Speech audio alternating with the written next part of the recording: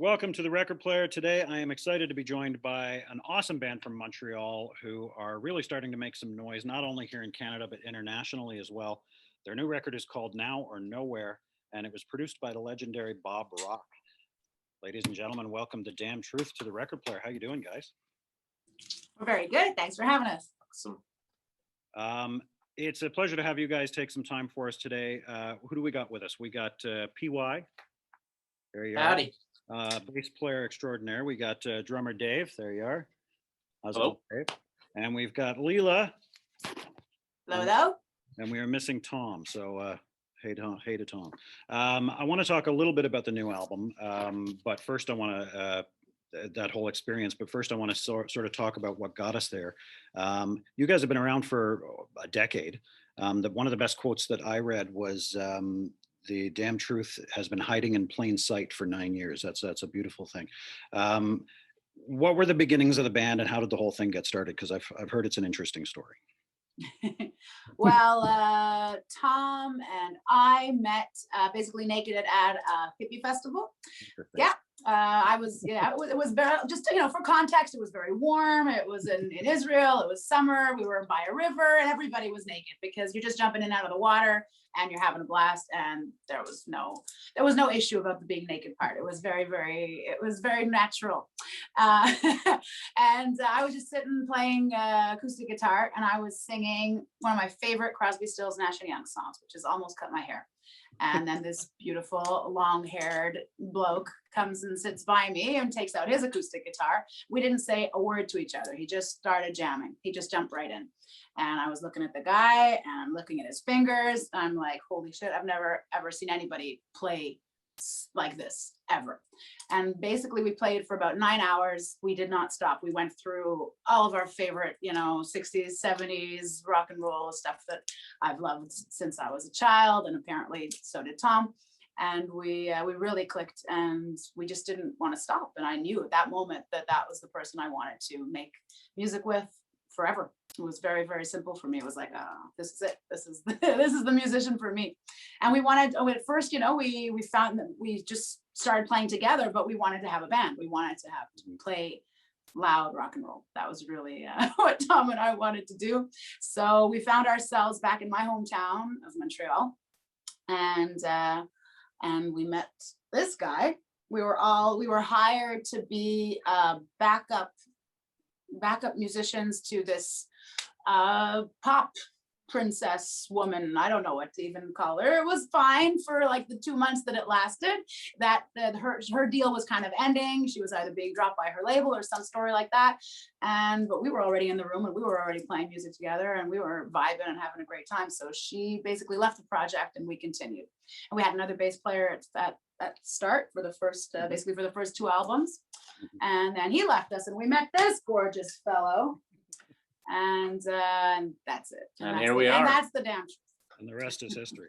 My theory is that anybody who can spend that much time together and not kill each other is destined to be. Destiny is something that kills me with you guys because if anything, you've been kicked in the ass a few times to God telling you to stop, and you basically went like this and said, "We're not." Absolutely. Something like that. Your van caught on fire while you were traveling and touring. So that's when you guys said, "Screw this, we're still going." That's right. That was his first tour. That was my first tour, man. And, we had just gassed that thing up, right? $130 worth of gas in that bitch. And then she lit up. Within 2 minutes, it was down to the frame in Sault Ste. Marie, Ontario. And you guys lost. And if you'd like to hear the story, well, we're just about to get on the highway. And then you look over to the side and there's about 18 cars waving at us like, something's wrong. And Leela's like, do you guys smell something? And I'm like, nah, it's all good. Keep the windows up. And then we pulled over and the van was like super on fire. Like not even just a little bit, like it was really on fire. So Leela grabs the kid, runs about 18 miles into a field. And then we get out and we're just like panicking, like what to do. Tom's yelling, my guitars. And then this hockey coach, this angel of a man, just grabs Dave and is like, if you want to save your gear, we got to do it now. So we all grabbed the trailer, 4 of us, me, Tom, Dave, and this guy. Jason Lang from Sault Ste. Marie. And he picks up the trailer and he backs it up with us and we saved all of our gear. The van was gone. in mere moments. My passport, my laptop, my whole identity gone. Acoustic guitars, everything gone. And you know what? I didn't even care because it was just like, this is where I'm supposed to be. This makes sense to me. Yeah. this is it, you know, through the fire and the flames. We've read it, we've heard it all our life. It's just a test. But you guys were on the road again, like within days, right? 2 days. We missed one show. We missed the we show in Thunder Bay. were 3 days later. We were back on the road. I mean, that night was like an emotional roller coaster. And I mean, I don't even want to get too much into the details of that night, but I mean, you know, we kind of turned to our fans the next day and made an announcement that it's like, hey, the van burned to the ground, tour pretty much canceled. Help us raise some money to get home, so that we can, you know, get a van to attach the hitch onto to get back. So that we could get home. You know, that was at least our plan. And I mean, I don't know, the rock and roll community, Canadians, people back home, other, you know, people who we were supposed to meet along the way, like we were headed out west, you know, it's like, we just got this enormous amount of support and response. I mean, people out as far as Vancouver wanted to see this show and they sent in money. So it was like, within hours, the resources started to pour in for us to say, hang on a second, like we could finish this tour. We could rent something, we get a truck, get a van. We ended up renting a pickup truck, and a car. you know, and a car, and we got out at Sault Ste. Marie and we finished the tour. Ford, baby. So, you know, you're saying like, yeah, I mean, it was a win in the end. It was like a catastrophic event, and there's some unbelievably compelling video on YouTube if you look for the Damn Truth Up in Smoke or something like that. that, Up in Flames.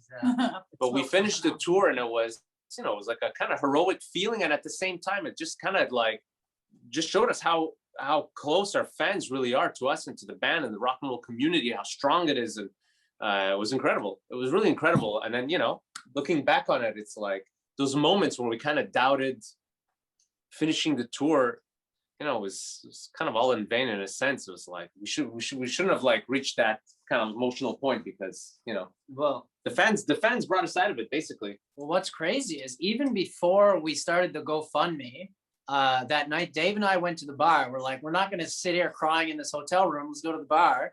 And we went to the bar, and it was already passing on the news, you know, this thing. And the waitresses recognized us.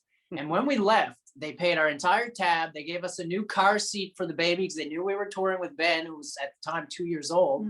Gave us a new car seat, everything, even before the GoFundMe. Our Canadian fans were just. It was like, ridiculous. The next morning, I had baby clothes, we had diapers, we had, you know, it was Everything. Incredible. It was incredible. It was so heartwarming. I think my heart melted, and it's been gone ever since. Only in Canada, I think.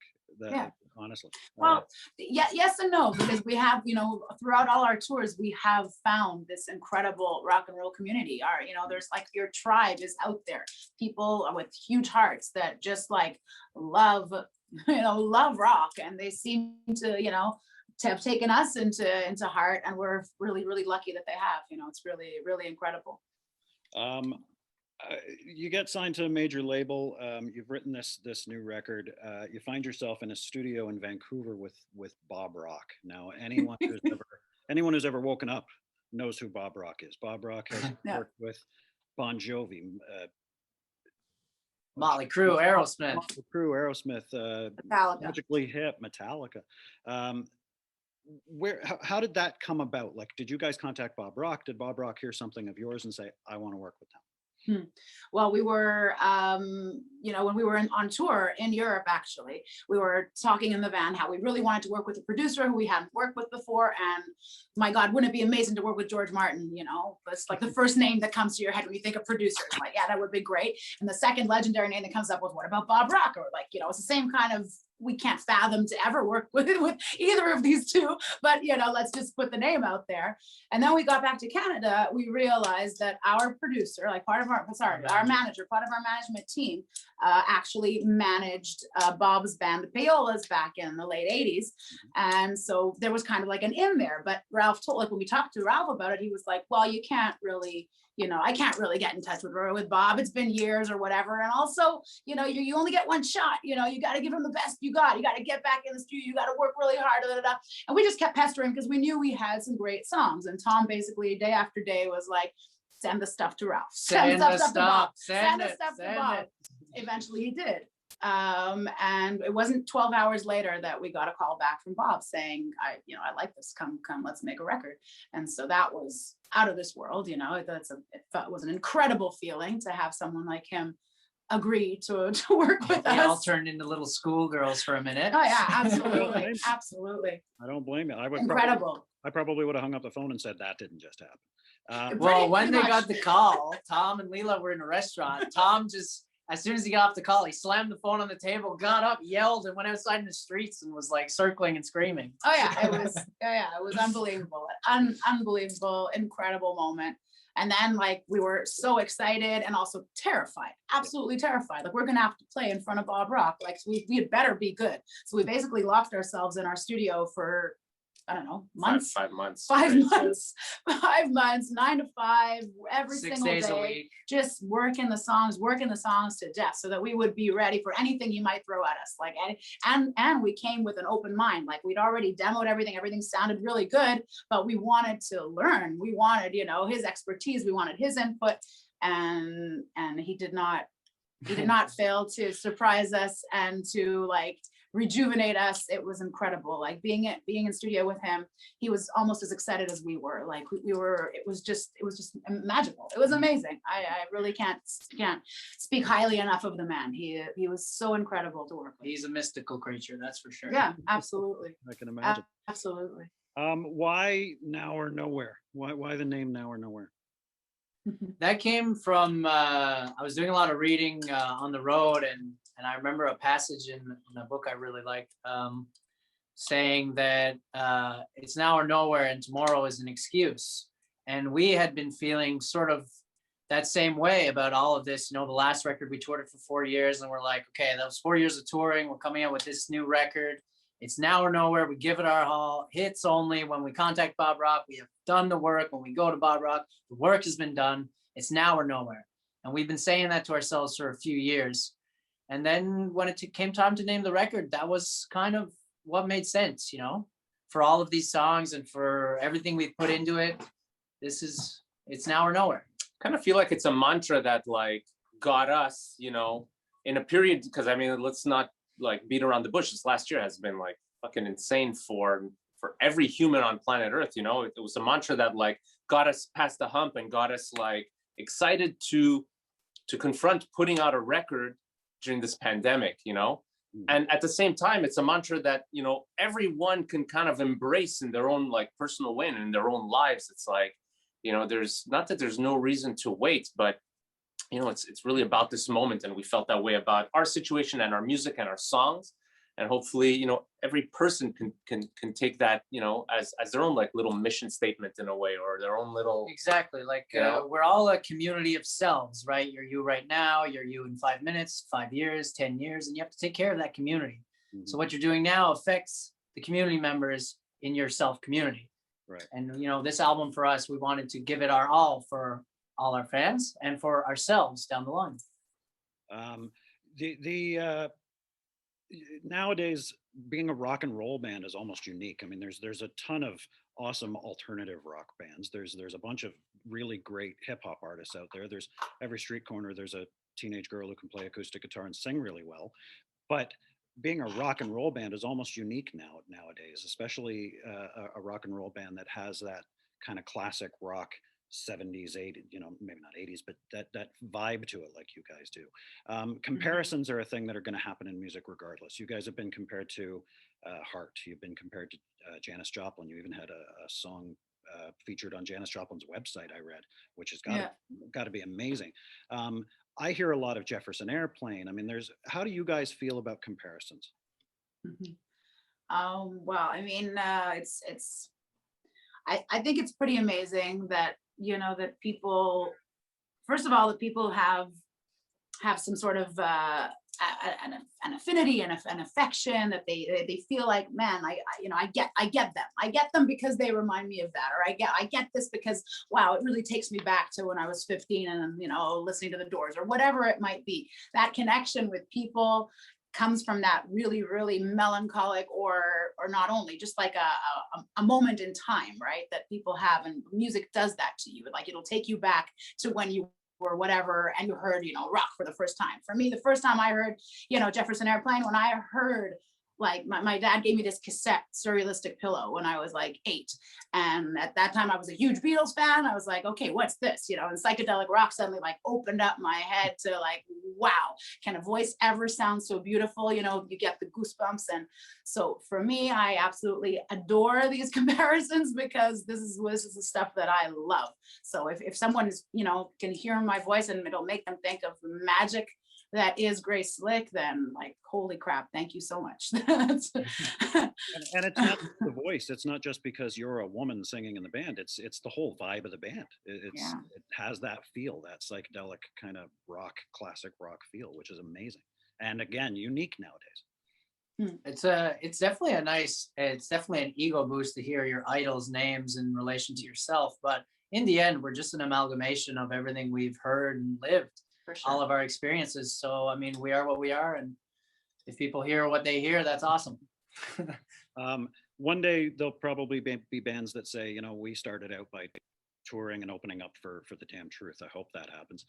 You guys have toured with Styx and the Cult and ZZ Top. ZZ Top. That's, yeah. I heard a story that you saw Billy Gibbons in his underwear or something. I don't want to know about that. PJs, yeah. And there's an enemy hat. What's it like to meet kind of your idols and be able to play and perform and sort of with those legend type people?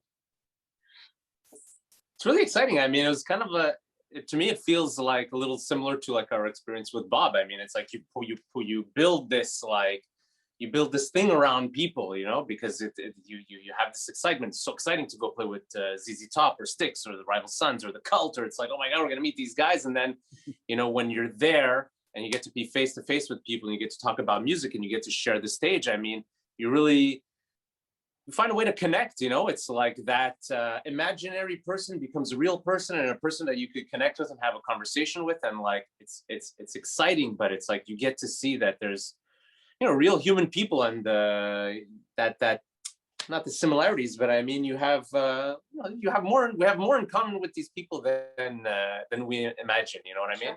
Mm-hmm. So it's really exciting to then be put into the same space as them. Mm-hmm. This is where we are now, has been picked up on BBC Radio in the UK. You guys have been getting. This is who we are now. Sorry, I'm so sorry. What's it like to have kind of awesome exposure overseas, and what do you think the difference is having different exposure in different places compared to right here at home in Canada? It's an interesting one. Surreal, definitely surreal, because you don't see it. It's incredible. I mean, I was listening. I tuned into the BBC, on the internet to hear what that sounded like, what the DJ was saying before and after he played our song. And truthfully, I can't even tell you what he said, because I was just enamored with his accent. I was just like, "Oh, listen to this cute sounding man." Like, I just love it. I love accents. I love people from different places. We got to have an interview with some Scotsmen that have heavy accents, and every second word you're like, "I'm sorry." Like, there was a lot of sorries going on, but I love it. I adore it, because it's kind of like traveling, which is the thing that we love most of all. Is in order to, so if we can't physically travel, at least we're getting to talk to people all over the world in this way. It's incredible. It's very, very amazing.